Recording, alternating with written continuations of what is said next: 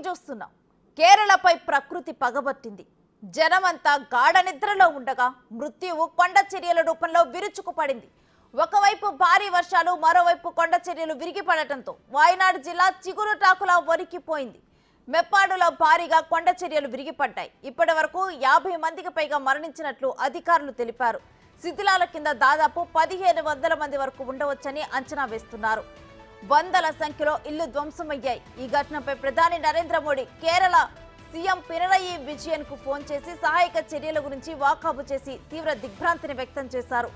భారతీయ వాయుసేన నుంచి 2 హెలికాప్టర్లను పంపేందుకు ఆదేశాలు జారీ చేశారు.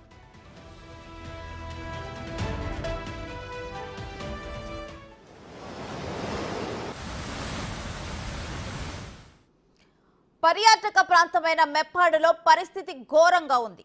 ఇక్కడి ముండుకై ప్రాంతంలో భారీ సంఖ్యలో ప్రాణ నష్టం జరిగింది. చలియార్ నది సమీపంలో దాదాపు 10 మృతదేహాలను స్వాధీనం చేసుకున్నారు. చుర్మలా వద్ద ఉన్న ఏకైక వంతెన ప్రధాన రహదారి ధ్వంసం కావడంతో సహాయక చర్యలకు తీవ్ర ఆటంకం ఏర్పడింది. సైన్యం ఇక్కడ తాత్కాలిక వంతెన నిర్మిస్తే గానీ ఆవలి ప్రాంతంలోకి చేరుకొని ప్రజలను రక్షించే వీలుంటుంది. ఇప్పటికే 250 మంది ఎన్డీఆర్ఎఫ్ సిబ్బంది ఈ ప్రాంతాల్లో సహాయక చర్యలను ప్రారంభించారు.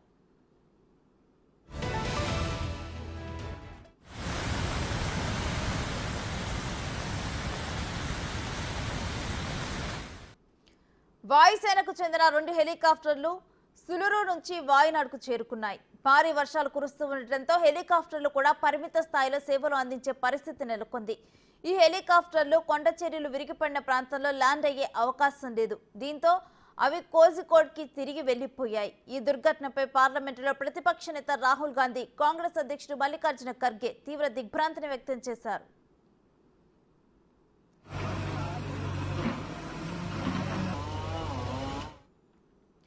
మెప్పాడి సమీపంలోని ట్రీ వ్యాలీ రిసార్ట్ లో 150 మంది పర్యాటకులు చిక్కుకున్నారు. రాత్రి వేళ వర్షం కురుస్తూ ఉండటంతో అక్కడే తలదాచుకున్నారు. వీరంతా సురక్షితంగానే ఉన్నట్లు రిసార్ట్ వర్గాలు వెల్లడించాయి. వాయనాడ్ల సహాయక చర్యలకు కన్నూర్ డిఫెన్స్ సెక్యూరిటీ కోర్ కి చెందిన 2 ప్రత్యేక బెటాలియన్లను తరలించారు. కొండ చర్యల తొలగింపు, తాత్కాలిక నిర్మాణాల్లో వీరు నిపుణులు. మరోవైపు రక్షణ మంత్రి రాజ్నాథ్ సింగ్, ఆర్మీ చీఫ్ ఉపేంద్ర ద్వివేదితో కేరళలోని పరిస్థితిపైన చర్చించారు. ఇప్పటికే 122 ఇన్ఫాంట్రీ బెటాలియన్ కు చెందిన 2 కాలమ్స్ వాయనాడ్కు వెళ్లినట్లు తెలిపారు.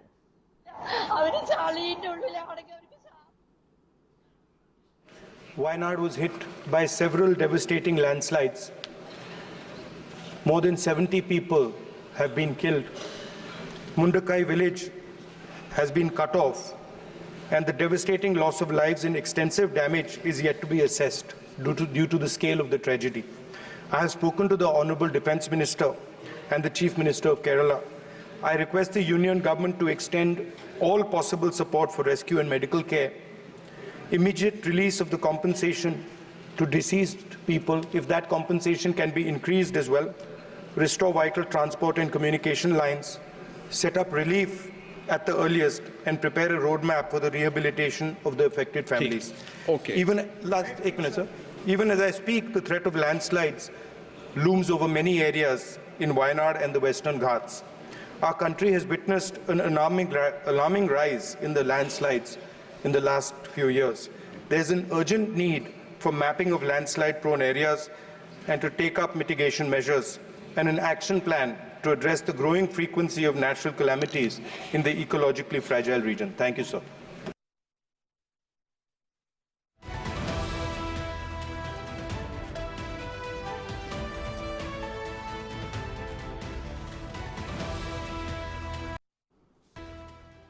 కేరళలోని వాయనాడ్ జిల్లాలో కొండ చర్యలు విరిగిపడిన ఘటనలో బాధిత కుటుంబాలను కేంద్ర తక్షణం ఆదుకోవాలని విపక్ష నేత రాహుల్ గాంధీ పార్లమెంటులో విజ్ఞప్తి చేశారు.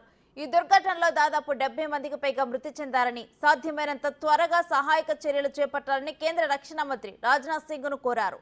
బాధిత కుటుంబాలకు నష్టపరిహారాన్ని మరింతగా పెంచాలని, యుద్ధ ప్రాతిపదికన పునరుద్ధరణ చర్యలు చేపట్టాలని రాహుల్ గాంధీ డిమాండ్ చేశారు. ఇక ఇదే అంశానికి సంబంధించి మరింత సమాచారం మా ఢిల్లీ ప్రతినిధి శివాని తెలుసుకుందాం. శివ, కేరళకు ఎటువంటి సహాయ సహకారాలు అందనున్నాయి?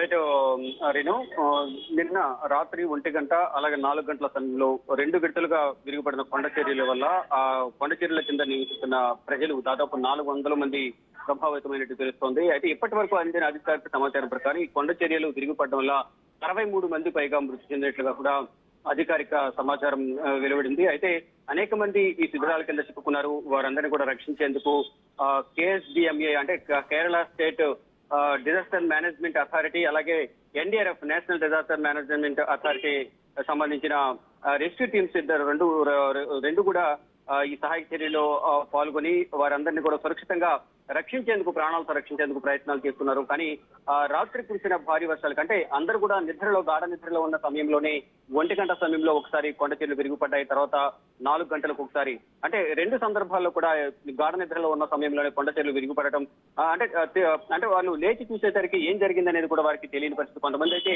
ఆ శిథిలాల కిందే సమాధి అయిపోయిన పరిస్థితి కనిపిస్తోంది. కానీ మృతదేహాలు అనేది గంటకు మృతుల సంఖ్య పెరుగుతోంది, వరద ఉధృతి పెరుగుతోంది. వర్షాలు ఎక్కువగా ఉన్న నేపథ్యంలో అక్కడ అంటే అంతరాయం లేకుండా నిరంతరంగా ఎడతెరిపి లేకుండా కురుస్తున్న వర్షాల వల్ల సహాయక చర్యలు కూడా ఆటంకం ఏర్పడుతోంది.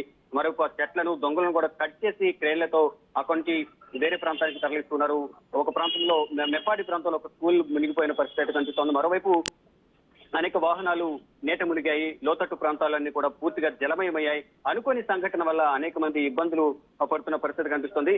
మొత్తం లోతట్టు ప్రాంతాల ప్రజలందరినీ కూడా సురక్షిత ప్రాంతాలకు తరలించేందుకు అధికారులు డిస్ట్రిక్ట్ మెజిస్ట్రేట్ స్థాయి అధికారులు కానీ, జిల్లా కలెక్టర్లు కానీ మొత్తం అందరూ మండల స్థాయి అధికారులందరూ కూడా సహాయక చర్యల్లో పాల్గొని ప్రజలందరూ కూడా సురక్షిత ప్రాంతాలకు తరలిస్తున్నారు. మనం విజువల్స్ చూస్తున్నాం. వరద ప్రాంతాల్లో NDRF అలాగే SDRF సంబంధించిన టీమ్స్ అన్ని కూడా సహాయక చర్యలు పాల్గొంటున్నాయి. ఇటు పార్టీలకు అతీతంగా అందరూ కూడా సహాయక చర్యలు పాల్గొనాలంటూ ఇటు కాంగ్రెస్ పార్టీ అగ్రనేతలు కూడా మల్లికార్జున ఖర్గే, సోనియా గాంధీ, రాహుల్ గాంధీ, ప్రియాంక గాంధీ కొద్దిసేపటి క్రితమే రాహుల్ గాంధీ ఈ వాయనాడు సంఘటన గురించి లోక్సభలో ప్రసంగించారు. అక్కడ మృతి చెందిన వారందరూ కూడా ప్రగాఢ సానుభూతిని తెలియజేశారు. అన్ని సహాయక సహకారాలు అందించాలి, అంటే సాధ్యమైన త్వరగా శిథిరాల కింద ఉన్న వారిని అందరూ కూడా తీసుకురావాలంటూ, బయటకు తీసుకురావాలి, ప్రాణాలతో బయటపడే విధంగా చూడాలంటూ కూడా కేంద్ర ప్రభుత్వానికి లోక్సభ వేదిక ప్రధానమంత్రికి అలాగే స్పీకర్ ద్వారా ప్రధానమంత్రికి అధికారులందరికీ కూడా తెలియజేస్తున్నట్టు రాహుల్ గాంధీ తన ప్రసంగం ద్వారా తెలియజేశారు. మరోవైపు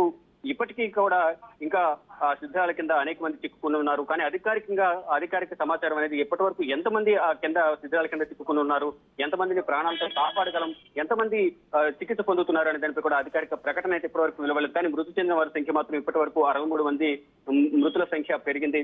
కానీ అంటే భారీగా కురుస్తున్న వర్షాల వల్ల అంటే 2 రోజుల నుంచి కేరళలో భారీ వర్షాలు కురుస్తున్నాయి. దాని ద్వారా అంటే ఇప్పటి వరకు కూడా కేరళలోని వాయనాడు జిల్లాలో ఈ మెప్పాడ ప్రాంతంలో ఎప్పటివరకు ఇటువంటి వరద పరిస్థితులు కానీ కొండ చర్యలు విరిగిపడటం కానీ గతంలో ఎప్పుడూ జరగలేదు. కానీ ఇదే తొలిసారి జరగడం వల్ల ప్రాణ నష్టం కూడా అధికంగా జరిగింది. అనేక మంది గాయపడ్డారంటూ కూడా అక్కడున్న స్థానికులు వాపోతున్నారు, కుటుంబ సభ్యులు కూడా వాపోతున్నారు. వారి కుటుంబ సభ్యులు ఎక్కడున్నారు అంటే అక్కడ మొత్తం 400 మందికి సంబంధించి కొండ చర్యలు విరిగిపడడం ప్రభావితమయ్యారనేది ప్రధానంగా చెప్తూ ఉన్నారు. దానిలో భాగంగానే అక్కడ కొండ చర్యలు విరిగిపడడం వల్ల కుటుంబంలో కొంతమంది చనిపోవడం, కొంతమంది జాడ తెలియకపోవడం, దీని ద్వారా వారి బంధువులు ఎక్కడున్నారు, వారి తల్లిదండ్రులు, వారి కుటుంబ సభ్యులు ఎక్కడున్నారు అనే దానిపై కూడా వారందరూ కూడా ఆందోళన వ్యక్తం చేస్తున్నారు. దీనికి సంబంధించి toll free number control room ను కూడా కేరళ ప్రభుత్వం ఏర్పాటు చేసింది. ముఖ్యమంత్రి పినరయ్ విజయన్తో ప్రధాని నరేంద్ర మోడీ ఈ రోజు మాట్లాడి సహాయక చర్యలు వేగవంతం చేయాలి, అన్ని రకాల సహాయ సహకారాలు కేంద్ర ప్రభుత్వం అందిస్తుందంటూ కూడా ప్రధాని నరేంద్ర మోడీ పినరయ్ విజయన్తో మాట్లాడారు. మరోవైపు కేంద్ర మంత్రి సురేష్ గోపి అలాగే BJP జాతీయ అధ్యక్షులు JP నడ్డాతో మాట్లాడి అన్ని సహాయక సహకారాలు అందించాలంటూ కూడా ప్రధానమంత్రి చెప్పారు. మరోవైపు రాహుల్ గాంధీ కూడా అక్కడున్న వాయనాడు ప్రాతినిధ్యం వహిస్తున్న రాహుల్ గాంధీ ఆ వాయనాడు నుంచి ఎంపీగా గెలుపొందారు. అక్కడ కాంగ్రెస్ కు సంబంధించిన నాయకులందరినీ కూడా సహాయక చర్యలో పాల్గొనాలి, త్వరితగతిన శిథిరాల కింద ఉన్న వారంతా కూడా బయటకు తీయాలనేది ప్రధానంగా రాహుల్ గాంధీ కూడా కాంగ్రెస్ కార్యకర్తలకు, నేతలకు పలు సూచనలు చేస్తే కేంద్ర ప్రభుత్వం కూడా త్వరితగతిన ఈ సహాయ చర్యలో పాల్గొని అధికారులను పాల్గొనేలా చేసి ఎటువంటి ఇబ్బంది కలగకుండా అందరినీ కూడా బయటకు తీసుకురావాలని ప్రధాని చెప్తున్నారు. మరోవైపు ఇటు కేరళ ప్రభుత్వం ఇటు తమిళనాడు ముఖ్యమంత్రి స్టాలిన్ కూడా 5 కోట్ల విరాళం ప్రకటించారు. సహాయ చర్యలు పాల్గొనేందుకు ఆర్థికంగా సహాయం అందించారు. మరోవైపు 2 IAS అధికారులను సహాయ చర్యలు పాల్గొనేందుకు 2 IAS అధికారులను నియమించారు. ఎటువంటి సహాయం కావాలని తమిళనాడు ప్రభుత్వం అందిస్తామంటూ కూడా తెలియజేశారు. Thank you Shiva.